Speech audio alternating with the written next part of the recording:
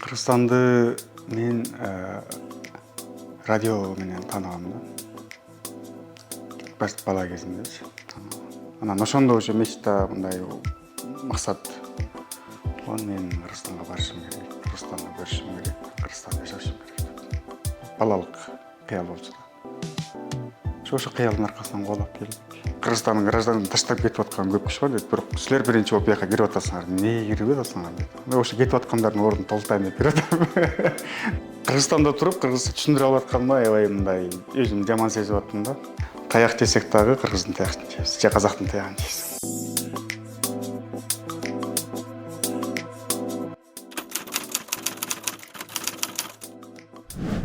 Кыргызстанды мен радио менен тааныгам да. Бала кезимдечи. Анан Торгат жаңы ачылды 92-жылы. Ошол кезде Кыргызстандан ошол туристтер дейчүбүз, анан шоферлор, бизнесмендер бара баштап ошолор аркылуу угуп тааныгам. Анан ал кезде Кыргызстанды мен аябай бир жакшы элестеткем. Биринчи элестеткеним биз 89-жылы биз Кыргызстандан биздике туугандарыбыз барган. Жоктоп, тайкелерибизди. Ошондо мага алпе беришкен да. Анан алпенин ичинде букваларды окуп караганымда ошого байланыштуу сүрөттөр чийилген да. Анан мен ошол ичиндеги сүрөттөрдү толук Кыргызстанга элестеткем да. Анан ошондо уже мечта мындай максат. Мен Кыргызстанга барышым керек, Кыргызстанды көрүшүм керек, Кыргызстанда жашашым керек деп. Балалык кыял болчу да. Ошо кыялдын аркасынан кубулап келдик. Кыргызстанга келгенде албетте мындай мен элестеткен башка, тиги чындыгында башка экенин көргөндө кичине мындай үнсүзсүңүз. Бирок баары бир ошол кыял, ошол элестин бир 70-80% көрө алдым да. Эмнеге бизге эң эле маанилүү болгону Кыргызстанга жаңы кирип атканда, эң эле биринчи кирип атканда тигил чек ара кызматкерлери же болбосо погран кызматкерлер кыргызча сүйлөп, кыргызча турганы бул башка элес да. Ага чейин элестете албайсың да. Андан кийин таможняныкы, ал кезде кичине биз менен чогуу келген кытайларды мындай кыйнаган иштер болуп, ортодо котормочу болуп, көңүлүм башка нерсе келди, бирок баары бир кыргыздар көргөн кезде ушунчалык сүйүнүч болду да. Анан чыгып, анан жолдо ошол убакта мен келгенде апрель болчу. Сонун кез. Анан жолдо Бишкектен Жалал Абадка барганга чейинки жолдун баарын карап көрүп, аябай биринчи элесе жакшы эле болду. Мен балалыгымдагы кыялым менен келгендеги көргөнүм ушу 70-80%га туура келди да. Биз бала кезибизде Кытайда жашоо оор эле болчу. Оор эле болчу да. Бирок ошол кезде салыштырмалуу Кыргызстанда жашоосу жакшы болчу.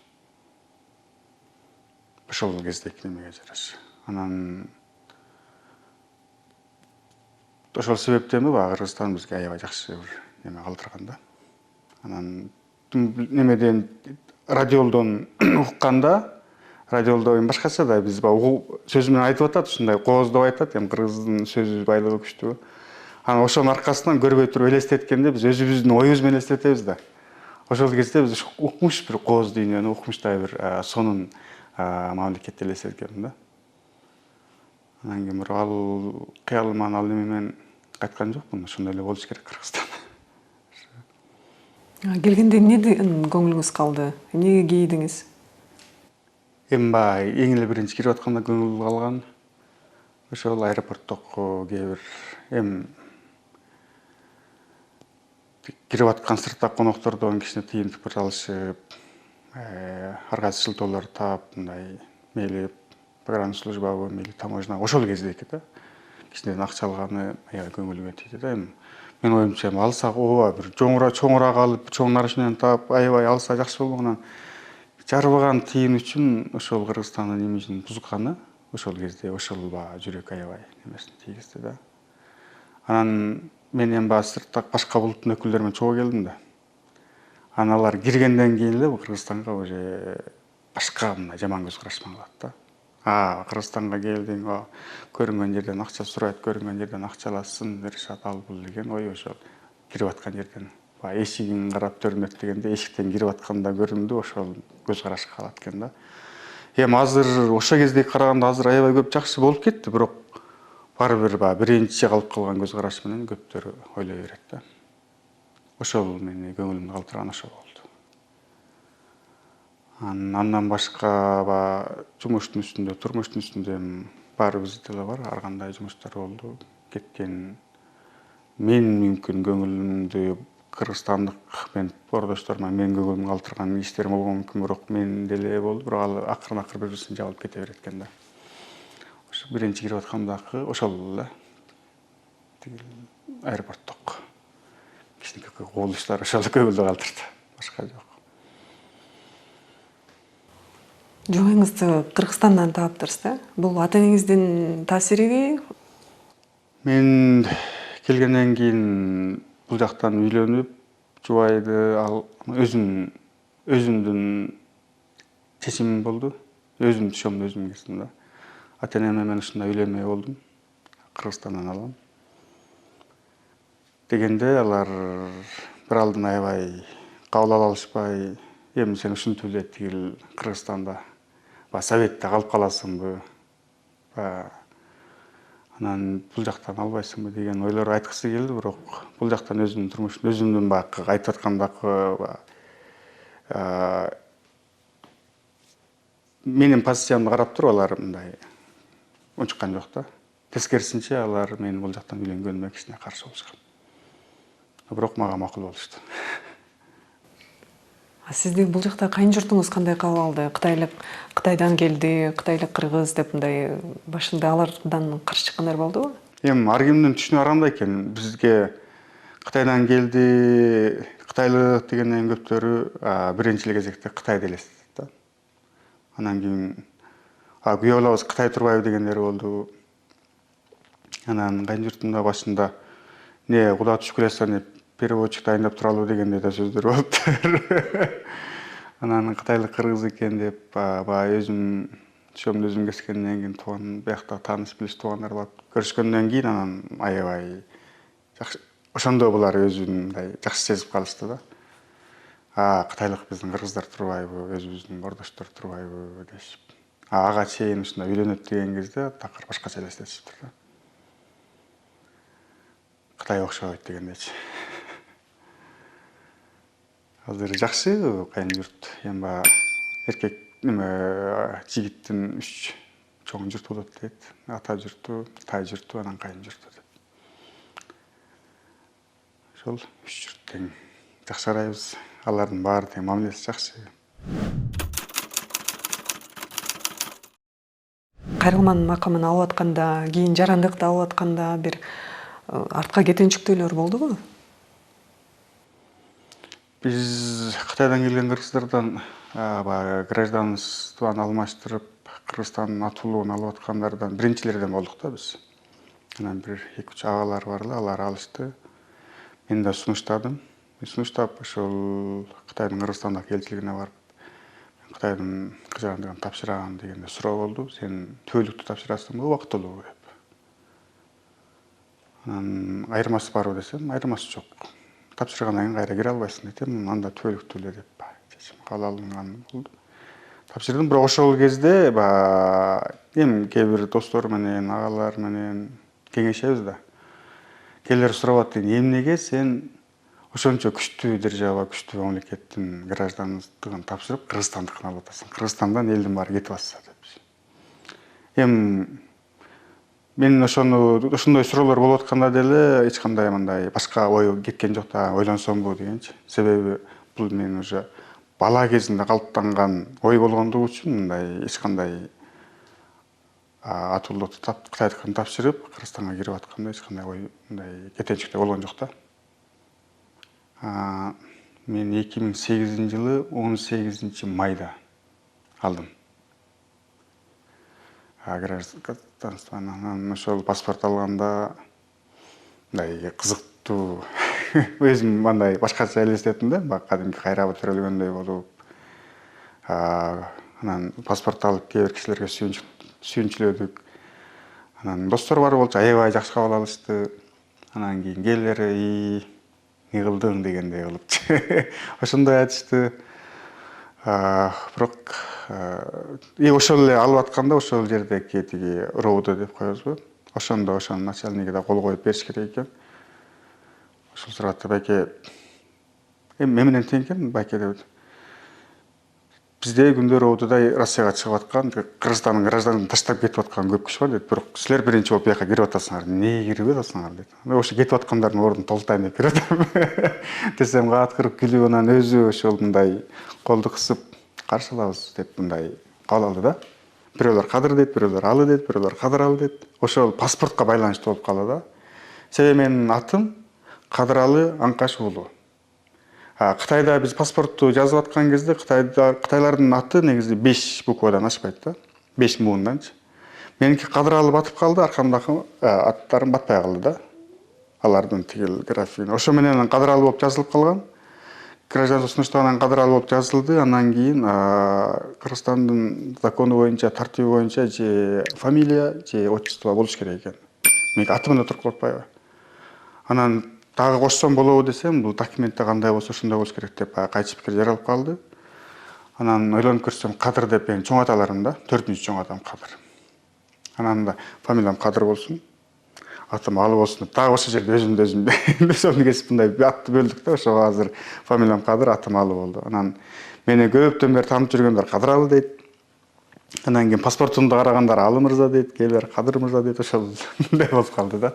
Паспортко гражданство алып аткандагы байланыштуу иштер. Кээде бир Кытайга киргенде же бир башка өлкөгө чыкканда биздин паспортубуз баары бир алсыз да.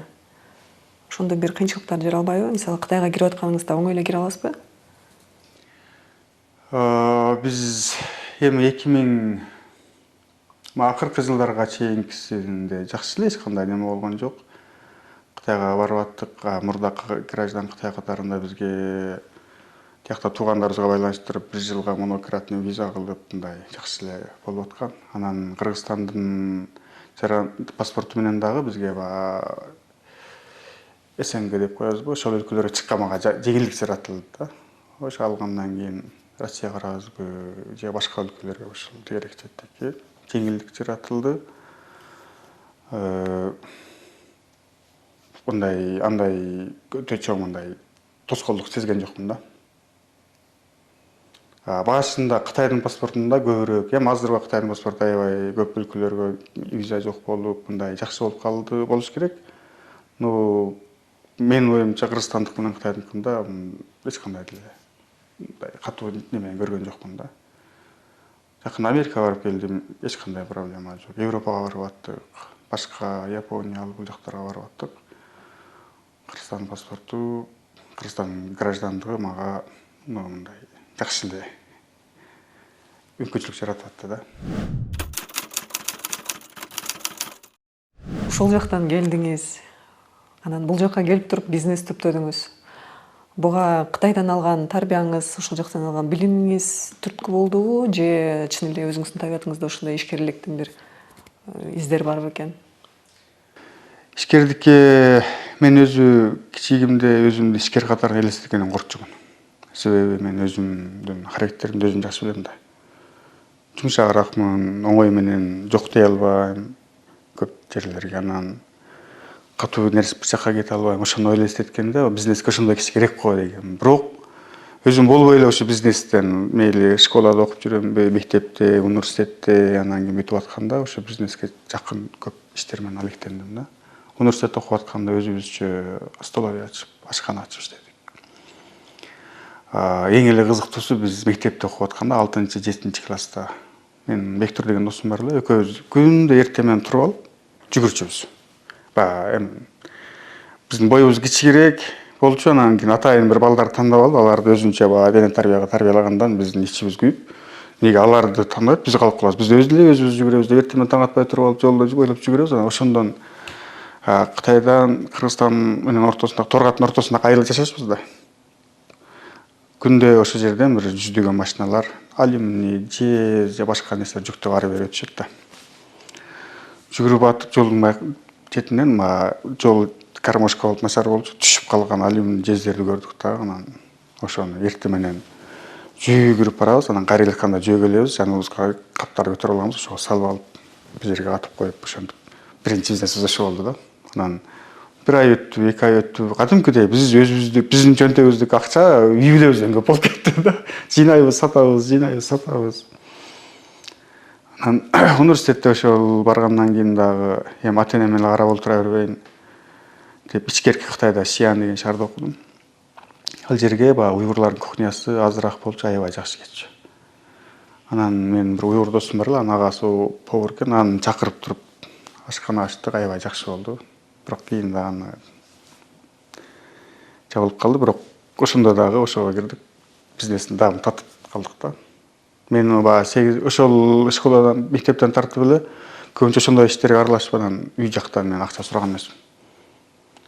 Гимназияда мындай айтканда жатакташка мектепте окудук.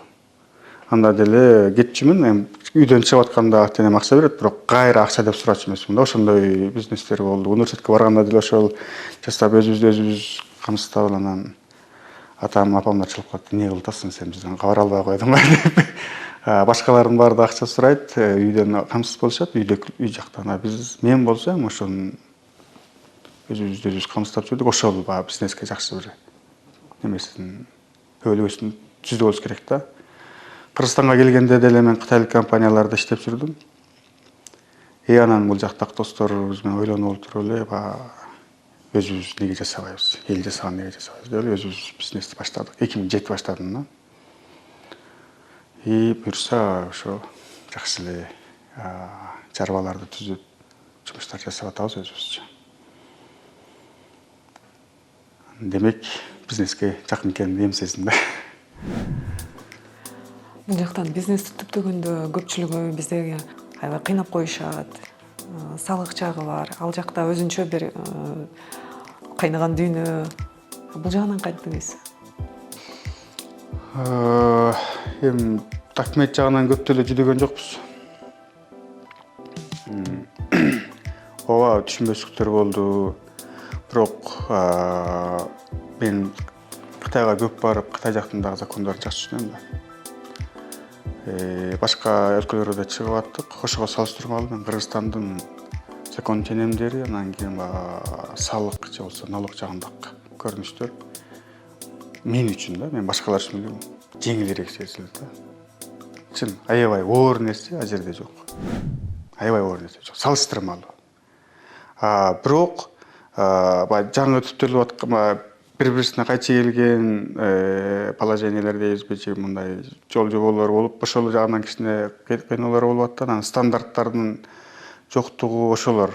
Эми ушул эле бал менен иштеп атабыз, жада башка жагында экспортко же импортко кирип аткандагы кээ бир теңсиздиктер, ошолор бизге кыйноолор жаратып атты. Бирок өз убактында өзүнүн эмеси менен чечкенге аракет кылдык, чечип аттык. Эми мен жаңы түптөлүп аткан, калыптанып аткан закон ченемдери болгондугу үчүн ошого ылайыктап туруп кеттик да. Тоскоолдун оорчулук болду. Бирок аябай эле мындай бизди жаман неме абалга түшүрүп койгон абал азыраак да.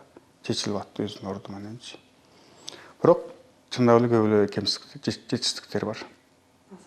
Азыр деле бар. Анткени Кыргызстанда мамлекетибиздин закону бир башка, ишкерлердин ою бир башка. Мындай жакшы мындай бири-бирisi менен айкалышкан механизм жок болгондугу үчүн мамлекет бизнести жакшы түшүнө албай атат, бизнесмендер мамлекеттин оюн жакшы эме кылбай атат. Ошол жерде айырмачылык бар да. Ошол жерден кыйноолор бар. Кытайда бир провинция бар. Провинция Чжэжян деп турат. Чжэжян деп. Анан жер ошо вынжоолуктар деп айтат, Кытайдын неберелери да. Алардын бизнес обществосу дагы өзүлөрүнүн тигил чөйрөсү дагы башкача эл да. Аларда алар ошо Кытайдын экономикасынын 70%-нан жогору ошолордун контролунда. Ошол эле Джек Ма дейбиз, ошол эле чоң байлардын баары ошол жерден чыккан. Ошол жерден бизнесмендер аябай мындай жеңиштүү болгон да. Себеби эмнеде алар бири-бирисин тартканды. Мейли турмуштабы, мейли жумуштабы, бизнестеби бири-бирисин мындай жөлөк болуп тартканды билишет да. Алардын оюнда мен ушул партнерымды эптеп жакшылап үстүгө түртүп максатына жеткирсем, бул мени дагы тартып мени чыгарып кетет деп.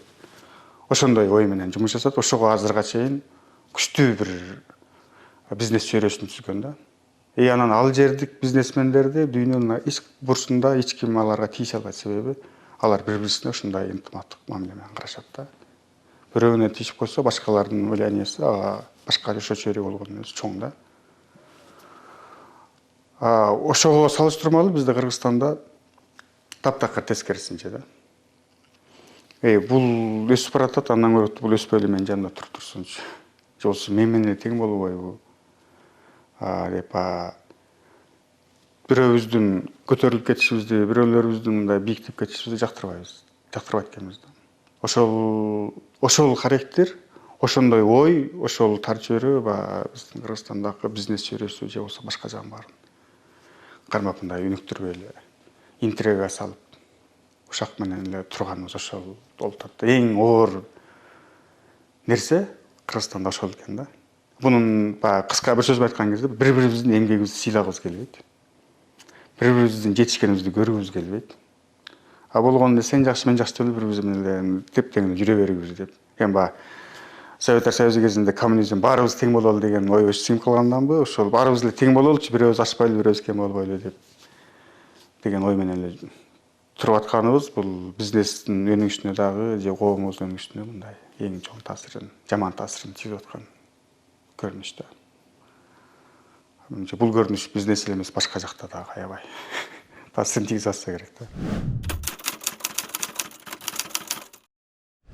Тил жагынан кыйналдым.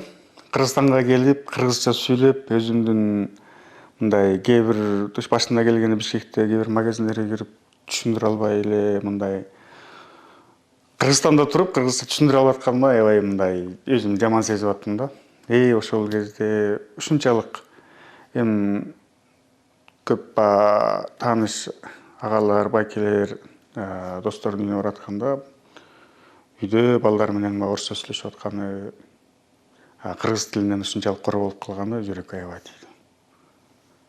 Кыйналдык. Мен кийин Бишкекте СЭЗде иштеп жүргөндө мен тегеремдекилер көп эле орустар болчу. Кытайлар анан орустар. Анан кыргызча билбеген кыргыздар. Анан мен университетте окуп атканда кичине орусча үйрөнгөнгө аракет кылганмын да. Анан мейли кыргызчаны өзүм жакшы эле билем, бирок орусчаны үйрөнүп алайын деп алар менен кошуп сүйлөшүп, болбой эле билбесем деле тамтырап сүйлөй берип, орусчаны жетиштирип алдым. Бирок ошол кезге салыштырмалуу азыр кыргызча жакшы бир жерге жетишип калдым, мындай айтканда. Азыр кыргызча каалаган жерде сүйлөсөм, баары укканга милдеттүү болуп калбадыбы? Мурдакыдай эмес да. Анан чөйрө кайра эле орусча үйрөткөнгө аракет кылды. Орусчаны азыр аябай жакшы деңгээлде сүйлөй албасам дагы, бирок толугу менен угуп түшүнө алам да. Анан ошол кезде эң кызыктуу нерсе да, ошол кезде элдин баарын жаман көрүп аттым. Эмнеге эле орусча сүйлөйт? Эмнеге эле балдар орусча сүйлөйт? Азыр менин балдарым орусча сүйлөйт. Анан өзүмө келген кезде мен өзүм күчүм жетпей калды. Балдарымды урушкум келет, урушам, бирок алар аракет кылат. Анан бир ушундай бир чөйрө жаралып калыптыр да. Агайын баарыбыз тең күрөш кылышыбыз керек экен. Бул жөн эле бир менде эмес, же бир топ киши эмес, бардык. Ошол жашап аткан бардык биздин атууларга тиешелүү милдеттенет экен. Кыргызстан балы укмуш деп айта беребиз. Чындап келген кезде балдын качествосын, ошол балуулугун, тигил курамындагы пайдалуу заттардын көрсөткүчтөрүн текшерген Кыргызстандын ичинде лаборатория жок. Мамлекеттик лаборатория бар, болгону зыяндуу же болбосо антибиотик жагын текшерген элечи. Ал деле бир курулганына бир 5-6 жыл эле болду да. Биз жаңы баштаган кезде ура деп эле Кытайга киргизгенде Кытайдан 10 тонна биринчи балыбызда уже антибиотик чыгып. Бизге аябай ошол кезде баш акыры $70,000 $100,000 бизге минус кеттик. Зыян болду да. Ошончонун баарын жыйнап Кытайга киргизип, Кытайдан өткөрө албай калдык, кайра артка чыгарып келдик. Анан бир 5 тоннасын ал жактан уже утилизацияга кетиришти. Ушунун баардыгы бизге контролдуу, же болбосо стандарт, же болбосо ошол сертификациялоо иштеринин жакшы болбогондугунан болду да. Азырга чейин биз ошонун үчүн аркасынан күрөшүп жүрөбүз.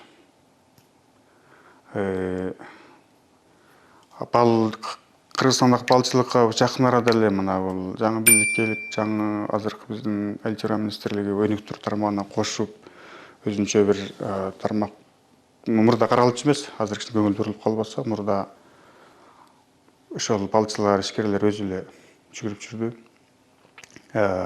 Базардын талабы болуп, базар керек болгондугу үчүн эле ишкерлер жүгүрүп туруп, ар ким өзүнүн билген нерсесин жасашты да. Жакшы эле мындай салыштырмалуу Казакстан же Өзбекстан ошолордун балына караганда биздин балыбыз ооба жакшы өргөндө турат. Бирок жетишсиздиктер аябай көп. Ошонун ичинде эле ошо сертификациялоо иштери, изилдөө иштери, окутуу иштери булар ошо эң чоң таасирин тийгизип турган болот. Ошонун аркасынан биз азырга чейин аракет кылабыз. Бүгүнкү күндө жазган проекттерибиз бар, жүгүрүп жасаган жумуштарыбыз бар. Бирок жалгыз аттан чаң чыкпайт, чаң чыкса да жаң чыкпайт деп биз жакшы майнап таба албай атабыз да. Сиз жетектеген ишкананын алкагында Кыргызстан балы кайсы мамлекеттердин дүкөндөрүнө сатылып атат? Азыр биз тең компаниянын продукциялары алыс Америкага кетип атат. Америкага жакшы, Япония, Южный Кореяга, анан араб өлкөлөрүнө кетип атат. Пандемияда Кытайга токтоп калган болчу. Ошо мына азыр жакшы болуп калгандан бери уже Кытай менен дагы жакшы договорду түзүштүк. Бирок ошо Кытай менен Кыргызстан ортосунда да ошо сертификациялоо же болбосо реестрге тургузуу иштери дагы мындай башталган, бирок эмнегедир ар түрдүү себеп менен мындай жакшы немеге чыкпай атат да. Бизде азыр договорлорубуздун баары турат. Кытайдын импорт боюнча таможенянын реестрисине турганбыз, бирок заводдун адресин алмаштырганыбызга байланыштуу ал жактан кайра өзгөртүп эле коюш керек болчу. Эми ошол иш 3 жылдан бери бүтпөй атат да. Пандемияга шылтадык хорошо. Пандемия деле бүттү, азырга чейин ошону кое албай эле биз мындай экспорттоо иштерине түз азыр кире албай атабыз да. Ошол эле документтер бүтпөй атат дагы. Кайрылдык, жакында эле кайрылуу жасадым. Атайын компания атын айла жок, ушу Ички иштер министрлигине, Айыл чарба министрлигине, экономика министрлигине жаздык. Чечип бергиле керек депчи. Ал жактан эле аракет кылып атат, бирок бир технический моменттер менен эле бүтүрө албай атат да. Эми бул 3 жыл технический моменттер 3 жыл кармабаска керек да. Бул баягы ошо байланыштуу органдарыбыздын, байланыштуу мекемелердеги кызматкерлердин деңгээлинин жетишпегендиги, коммуникациянын жоктугу. Америкада Walmart түйүнүнө чыккансыздар да? Ал жакта онлайн менен биздин сатуучуларыбыз бар. Чыктык ал жака. Бирс Американын немеси жакшы. Орусча случайно деп коебу. Туруп эле бир мүмкүнчүлүк болуп туруп чыгышты. Анан эми азыр биз ал жерден Amazonго айлак алып туруп кетели деп атабыз да. Биз Walmarttын талабына немесине жооп беришибиз, чоң түйүндөр жооп беришибиз кичине кыйын болот экен.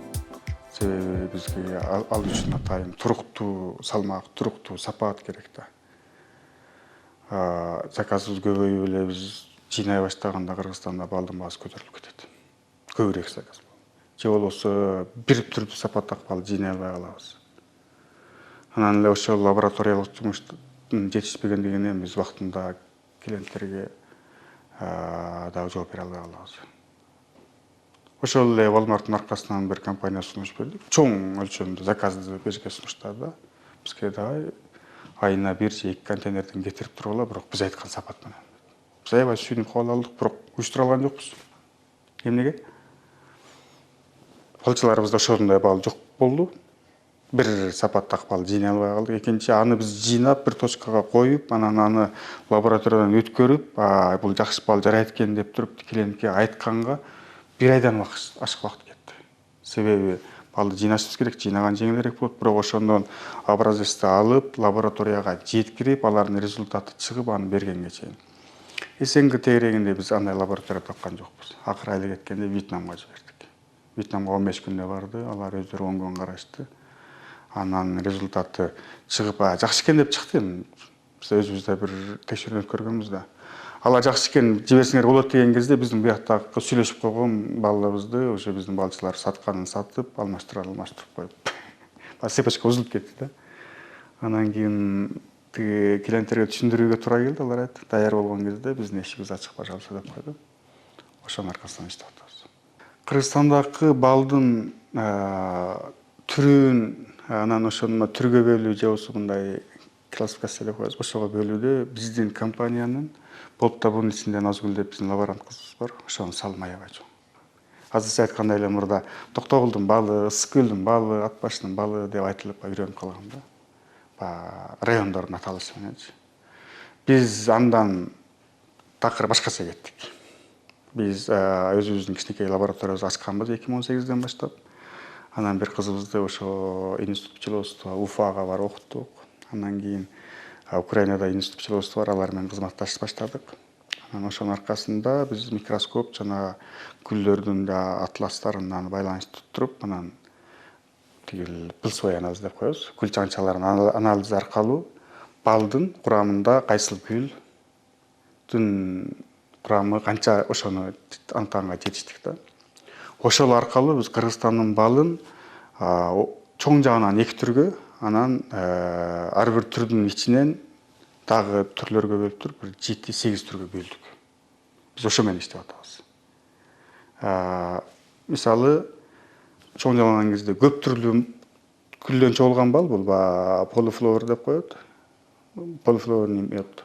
Экинчиси жалгыз гүлдүү же болбосо бир гүлдүн түрү жетекчилик кылган бал бул монофлорный бал дейт да. Ошондой кылып туруп бөлдүк да. Сиз айтып аткан ак бал бул эспарсет же болбосо кызыл беде. Эспарсеттин балы бул монофлорный түрүнө кирет.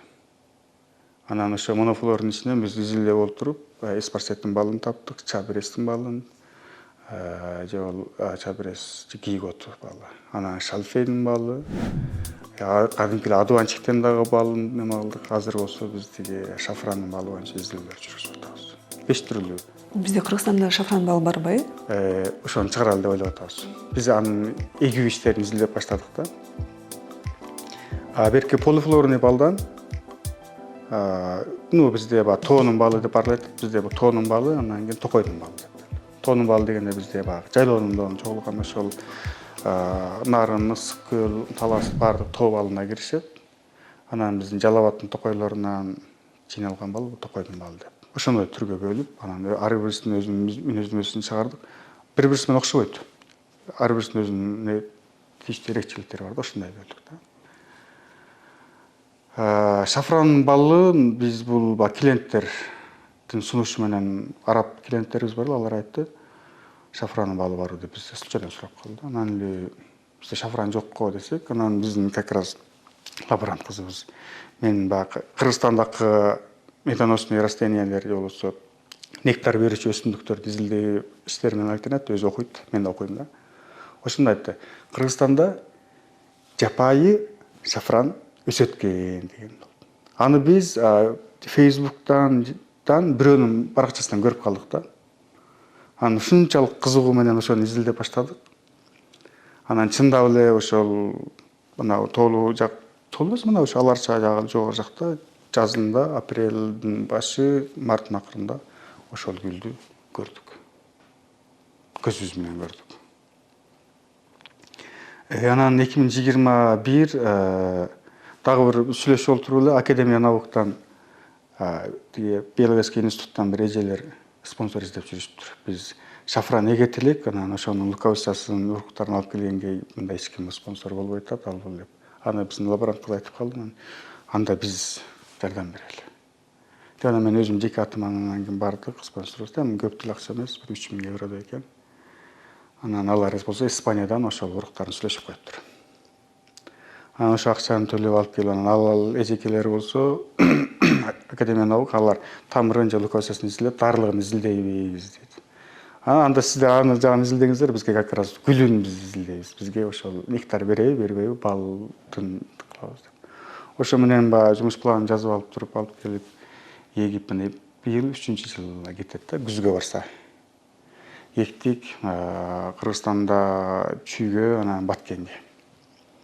Эки жерде тең өзүнүн аябай жакшы немесин көрсөттү. Анан атайын ушул теманы баягы Кыргызстандагы нектарлуу өсүмдүктөрдү изилдөө боюнча теманы коюп туруп, мен өзүм дагы тиги магистратураны окуп атам да.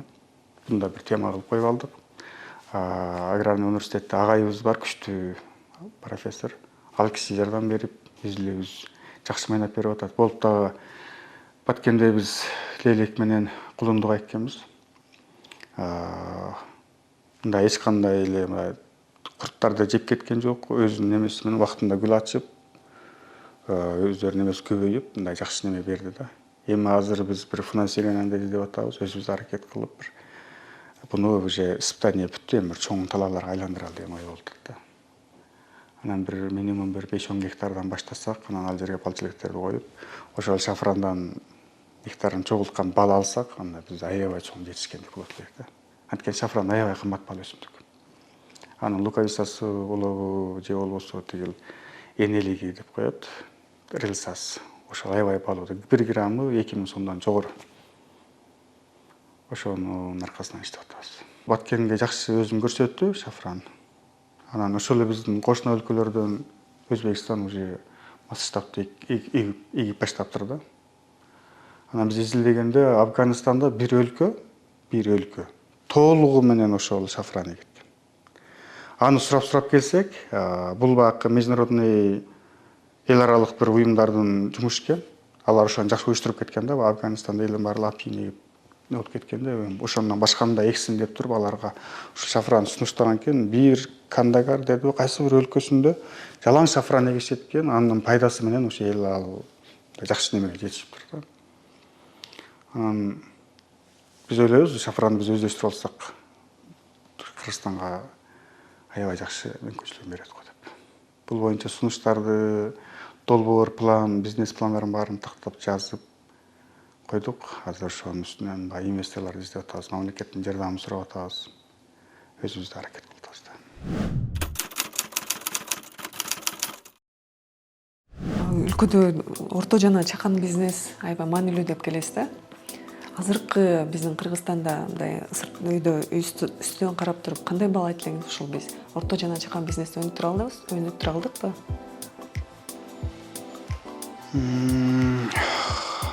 Кыргызстанда орто жана чакан бизнестерге болгон колдоолор акыркы кезде көбөйүп жакшы болуп атат, бирок мен ойлогондой же болбосо мен көргөндөй деңгээлде эмес да. Жакшы деңгээлге жете албай атабыз. Орто чакан бизнестердин өнүгүшү мамлекетке аябай чоң таасирин тийгизет. Эми биз баягы ошол эле балдын аркасы менен выставкага көбүнчө Японияга көп бардык. Япониянын рыноктарын көп изилдегенде, ошо Японияда деле чоң компаниялар аябай көп, бирок ошого салыштырмалуу орто чакан бизнестер Япониянын общий немесин кармап турат да. Алар ошого маани аябай көп беришкен да.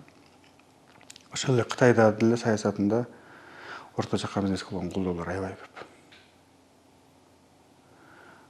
Бизде баарын эле колдойбуз деп атат. Эми орто чакан бизнес деген эмне ал? Бул эми эле башын баштаган, жаңы идеялар менен чыккан жаштардын жана ошо бир идеялар ашуу барышындагы бир кичинекей бир бизнестин ичиндеги алсызыраак чөйрө да. Ага колдоону көрсөтөбүз деп туруп эле мамлекеттен акчаны бөлүп берип атат. Рахмат ошол баары жасаган. Бирок конкреттүү түрдө жардам бере алып атпайбы? Мисалы, ФСХ деп жана 6% төмөн кредитти мамлекеттен бөлүп беришти. Мурда караганда ошо мурдагы жылы быйыл бир миллиардтаган сом бөлдү да. Бирок аны ошо орто чакан бизнес жемиштүү пайдаланган жок. Эмне себептен? Аны бирisi коммерческий банктар ал акчаны алгандан баш тартты. Бизнесмендер коммерческий банк менен иштеген жеңилирээк да. Ал коммерческий банктын корккон себеби ал мамлекеттин акчасы кайра эле баягы текшерүүлөр менен эле бизди кыйнайт деп туруп алар башын тартышты андан. Анан айла жок мамлекеттик эки банктар туруп калды. Мамлекеттик эки банк, бирisi РСК, бирisi Айыл банк. Алар бизнесмендер менен жакын банктар эмес да, алардын өздөрүнүн бир экөдөсү бар. Алар деле мамлекеттик банк болгондугу үчүн, текшерүүлөр көп болгондугу үчүн өтө мындай түшүнүү кадамдарына бара албайт да. бір екі рет коебуз го, ошол аябай көп ал жерде. Анан бул жаңы баштап аткан орто чакан бизнестерде же күрөөлүк же залог жетишпейт, же болбосо бизнесиндеги финансылык көрсөткүчтөр жетпейт. Анан ал болсо, ал ошол финансылык жардамдардын основной негиздүү көрсөткүчтөрү болуп калган. Андан өтө албагандан кийин алар акчаны ала алышпайт. Ошого бул мамлекеттин колдоп беребиз деп туруп түшүргөн акчасынан ошол эң орто жана чакан бизнестегилер жакшы пайдасын ала албай атат да. Ошолор механизмдери, ошолордун мындай айтканда конкреттүү кадамдары жакшы иштелбей калган деп ойлойбуз да. Мен как бизнесмен катарында айтат элем. Анан кайра эле баягы өнүгүп аткан чоңураак бизнесмендер пайдасын алып атат. Эми ал деле жакшы. Бирок сиз айткан, мен айтып аткан чакан орто бизнестер анын пайдасын жакшы көрө албайт. Жаңыдан бизнеске аралашып келе жаткан жаштар эмнеден аксап атат? Мамлекеттин колдоо сөзүнчө, дагы эмнеден аксап атат? Башынан бери эле ушуну айтып аттык эле, Кыргызстанда мейли жекеби же мамлекеттик коммерческий институттар жоктугу да. Бизнес инкубатор деген бир угумду киргизиш керек. Бизнес инкубатор ошол жаштарда жакшы идея бар. Идеясы менен келиш керек, аны кагаз бетине түшүрүп бизнес долбоорго айландырышыбыз керек. Ал долбоор ишке ашкыдай болуш керек.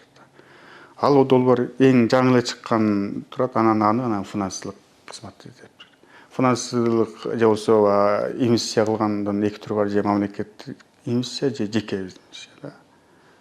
Анан бизде ошо жеке инвесторлорубуз да Кыргызстанда аябай көп.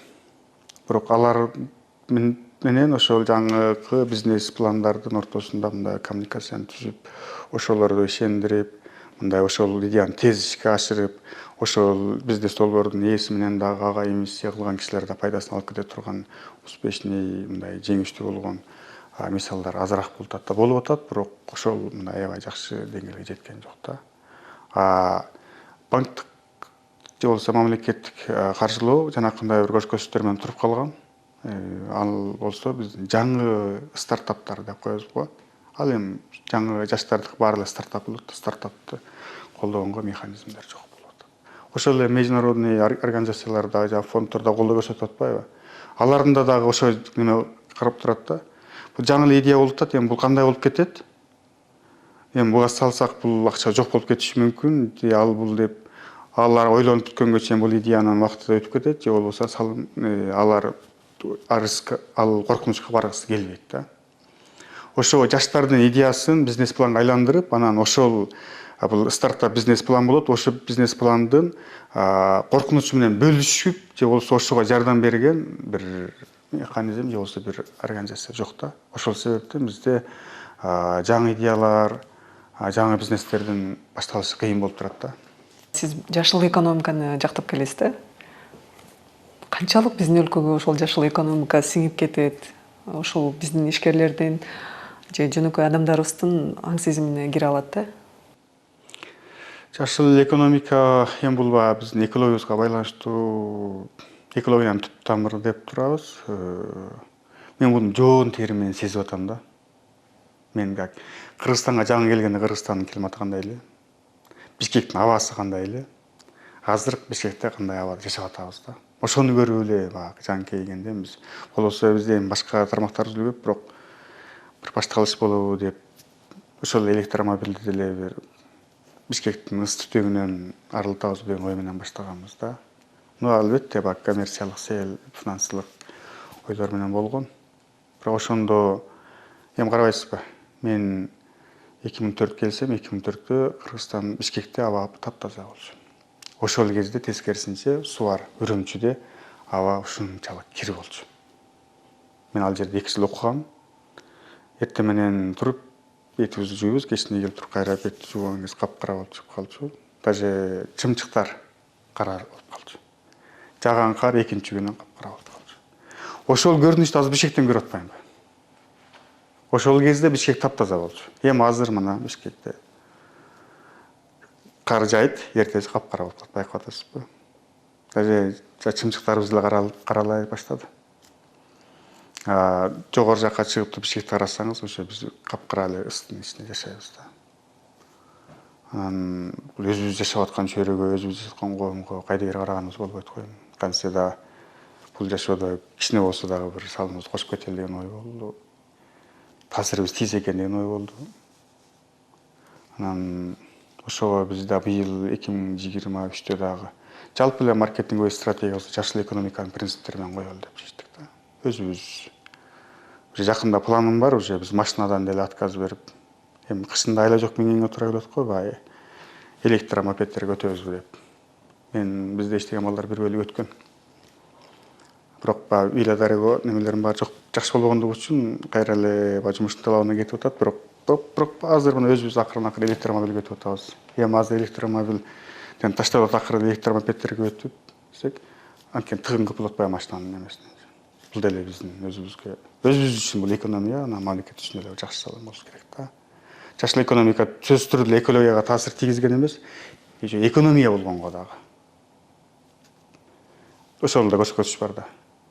Электр энергиясы кымбаттады дейбиз, жетпей атат дейбиз. Үйүбүздө болсо ошо жогору басымдуу лампочкаларды куйдуруп алып отурабыз. Туалетке кирип чыкканда күйгөн жалган. Ошонун баардыгы жашыл экономия көрсөткүчтөрү да. Биз экономиядан башташыбыз керек. Өзүбүздүн ар бир басканыбызды экономиябыз керек. Ошого аракет кылып атабыз да. Үйүмдө тигил неге сага жетпей атабы деп аялым урушат.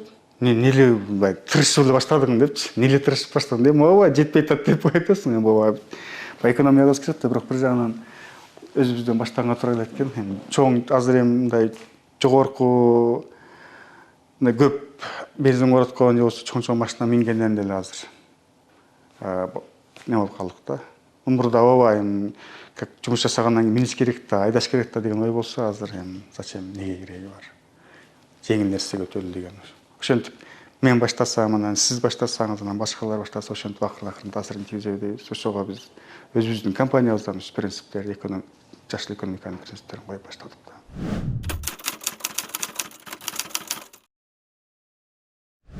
Кайрылман макамын алдыңыз, андан кийин жарандыкты алдыңыз. Ошондо кичинекеңизде эңсеп жүрүп Кыргызстанга келдиңиз. Сиздин жеке дүйнө таанымыңызда, жеке бул түпкүрүңүздө, жүрөктүн түпкүрүндө мекен деген эмне? Буну мен мындай мүнөз айттым да. Казакстанга да оралман деп барып барган казактар да бар, тааныштар бар, чогуу окугандар бар. Анан бир жолу алар Кыргызстанга келип, биз чогуу тамак жеп сүйлөшүп отурабыз. Ошондон кийин айттым, биз мекен деп, ата мекен деп келдик да. Анан ошондо сөз болду, анан тиги жакта деле кайрылман болуп келип, оралман болуп келип, анан сен кытайсың, ал бул деп аларды кордогон абалдар бар. Бизде деле эң жөнөкөй мына Тажикстандан келген кыргыздарды тажик дейт, эч качан кыргыз дебейт. Мүмкүн менин деле көптөрү, мен досторум айтат, десе Кытай деп айтат, мен айтсаң айта бер дейм. Эми ошондой нерселер бар да. Бирок ошо жанакы жерде сүйлөшүп отуруп, бири бирибизге мындай күлүп айтып атабыз дейт. Таяк жесек дагы кыргыздын таягын жейбиз, же казактын таягын жейсиң. Кoro болсоң да кыргызга же казакка кoro болосуң депчи. Чабылсаң дагы, чапсаң дагы, кыскасы ошондой деп. Багы бул уже мындай айтканда биздеки ой ошо жерге жетти да. Буга эмне жетип атат? Бул деген сөз, эгерде ар бир жасаган жумушуң, албетте жакшы жагын айтканда, баардыгын өзүң үчүн, анан өзүңдүн жашаган чөйрөң үчүн, анан жашаган чөйрөнүн ичиндеги барып турушат ата мекен үчүн деп, ар бир жасаган аракетиңдин нар жагында бирөөгө мындай таасирин жакшы жагын тийгизип атканда өзүңдү бактылуу сезесиң да. Демек, мен оюмда мекен деген ошол ата мекен. Кыргызстан мени жакшы койнуна алды. Мен аябай ыраазымын да. Эгерде мен жасап аткан жумуштан ошо биздин ата мекенибизге дагы жакшы пайдасын тийип атты, бул менден кайтарым деген сөз да. Анан бири бирибиз менен байланыштуу биз жашап атканда бир күндө эми бир 200 грамм камыр же болсо бир тамак менен курсагыбыз тойсо кете берсек болот. Бирок жасап аткан жумушубуз, ар бир аракеттенип аткан эмгектерибиз бир коомго жакшы таасирин берип, ал жактырып бизге мындай өзүнүн так айтарым болуп турганда киши өзүн бактылуу сезет экен. Эгерде башка бир чөйрөдө жашап, өзүңдүн ата мекениң эмес, бирок өзүң жасап аткан нерсе башкалар үчүн кетип атканда сен өзүңдү бактылуу сезе албайсың да. Анан ошого айтат элем, ата мекен же мекен деген көз караш бул өзүбүз жашап аткан чөйрө, өзүбүз жашап аткан коом, ошо элибиз, жерибиздин бири биринен чурлушкан бир денеси да. Бул жерден мындай көбүрөөк деп баягы киндик кан тамган жер деген бар да, баягы туулган жери башка. Туулган жер. Менимче бизге окшоп мында кайрылман болуп келген же болбосо этникалык кыргыздарда баягы 3 журттан башка дагы 4-чү журт бар да. Биз айтып атпайбызбы, ата журт, анан кайын журт, анан тай журт депчи. Бизде ошо дагы бирisi киндик кан тамган жер да. Биз туулган жер. Кыргызстан бизге ата мекен болуп аткан болсо, мен үчүн Кызыл Суу, Улуча, Терек деген айыл мен туулган жерим да. Анын махабаты ал өзүнчө. Ошол анан мен ошондой бөлүнгөнгө аракет кылып атам. Анан азыркы жогорку айтып аткан эле тигил жашыл экономика деп атпайбызбы. Эми өзүбүздүн эле жеке эле баягы кара башыбызды ойлобой эле жашап аткан чөйрөбүзгө дагы жалымыз кошсо экен деп аракеттерибизди ушул элибиз үчүн, жерибиз үчүн деп түрткөнүбүздүн өзү биз үчүн бактылуулук берет. Демек бул ата мекенди биз сезгенибиз. Ата мекендик сезимин сездире алган Улуч Кыргызстан болот. Ошол бул мекенге болгон көз караш, мен мекенге болгон сүйүү ушундай болуш керек да. Эмнени айткыңыз келип, бирок мен сурабай калдым да. Өзүбүз тар чөйрөдө жашап жүргөнбүз да, жумушка кирип алып болуп. Эми азыр Кудайга шүгүр жакшы бизнестер жасап атабыз. Кыйналып, кыстырылып болсо да чоң бизнестерди аракет кылдык. Анан ошого жараша чөйрө дагы чоңоюп атканда каттоочу. Ошол жерде мен өкүнүчтүү бир нерсени байкайм. Кичине акчасы барлар, мындай жакшы жашаган үйлөрдүн көбү Кыргызстанга болгон үмүтүн үзөт да. Көптөрү кетип калгысы келип атат. Мен уккандан чоңдордун көбү үйлөрүн чыгарып кетишкен, кээ бир чоң бизнесмендер бардыгы Кыргызстандан кетип калышкан. Негедир Кыргызстанда чоңоюп, Кыргызстанга да жетилип туруп, анан акыркы кезекте Кыргызстандан кетип атышат да. Мага дагы ошол суроолор болду. Кадыралы жетишпейби, сен эле кетип калсаң болот го Америкага, Европага, ошол көп нерселерге.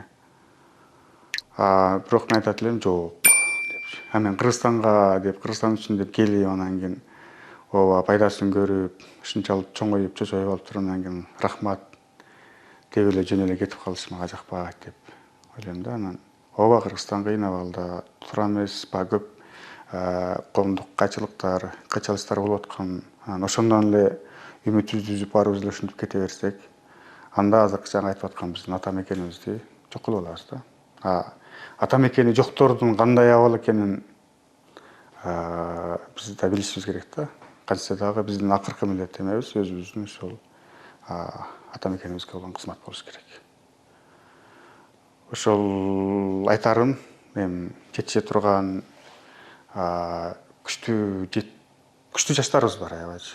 Анан Кыргызстанга болгон үмүтүн үзбөй, мейли ар кандай жумуштар, ар кандай көрүнүштөр болбосо дагы үмүттү үзбөй туруп, анан акыркы баягы неме кылганга чейин, акыркы үмүт үзүлгөнгө чейин аракет кылса бир жакшы майнап чыгат болуш керек. Жөн эле баягы мага жыргал жашоо керек, мага не керек эле, андан көрөт баламдын келечеги деп көптөрү эмеге сыртка чыгып кетип атат да.